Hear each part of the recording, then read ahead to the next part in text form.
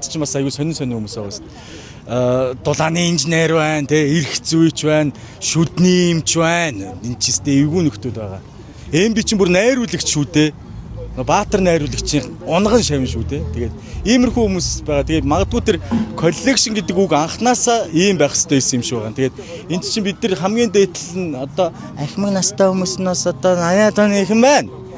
Төгсгөл нь 90 оны хүмүүс байна. Тэгэхээр ч бас ингээд одоо бид эдийн коллекшн гэдэг үг энэ л үт юм болоо да. Хэвлэл мэдээллийн салбарт 20 жил ажилласан, өнгөрсөн 4 сард албан ёсоор нөгөө авдаг бүх юм аваад тэгээд дуусгасан байгаа. Гэхдээ ер нь бол холбоотой байгаа.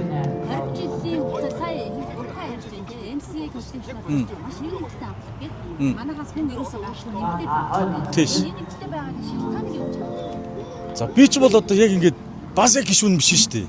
Зүр хамтраад 20 жил болсон болохоор тэгээ намайг хүмүүс харахлаарээ эмсэг коллекш явж гин гэж. Тэгээд тэр нь ч бас таалагддаг. Тэгээд энэ нийттэйгээ нэрэл яг букаахын илдэг шиг яг л нэг гар шаталтсан гашаа. Тэгээд ер нь энэ нийттэй байхдаа нэг гонголдгүй шүү дээ. Өөрийнхөө эцтэй байхад нэг гонголж үзээгүй. Тэгээд ив нэгдэл гэдгийг харуулдаг. Тэгээ бас хүндлэл гэж юм энэ дотор яваад байгаа болохоор урт удаан байгаад байгаа юм болов уу гэж боддоо ш. Нэгээ хүндлэхгүй бол тэгэл экон дийлдэхгүй хүмүүсийн чинь бас тэгээ бид нар чинь бас хаяа бас нэг сайхан наншилдэн шүү дээ бас тийм юм байна ирчүүл бас тэр зүйл бас нэг нөлөөлд юм болов. Тэгээд букаах чинь одоо манай амтлын ахлагч букаах чи яг бүх юм өөрөө бацаа авчдаг болохоор тэгээд бүгдээрээ нэг айхамгүй явчихдаг шүү.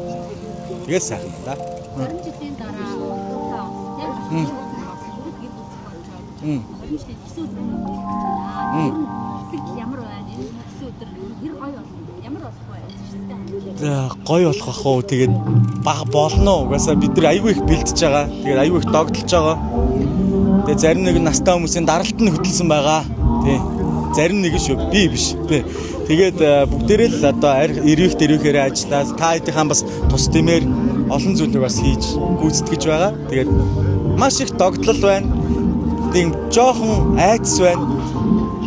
Тэгээд нөгөө давах өстой даваа гэж байдаг бол амьдралын нэг олон даваа байдаг бол бас нэг өстой даваа нь одоо 9 сарын 5-ны өдөр юм болов уу гэж бодож байна. Тэгээд маш их тоглож байгаа, маш их хүлээж байгаа, маш их бэлдэж байгаа. Тийм л байна да.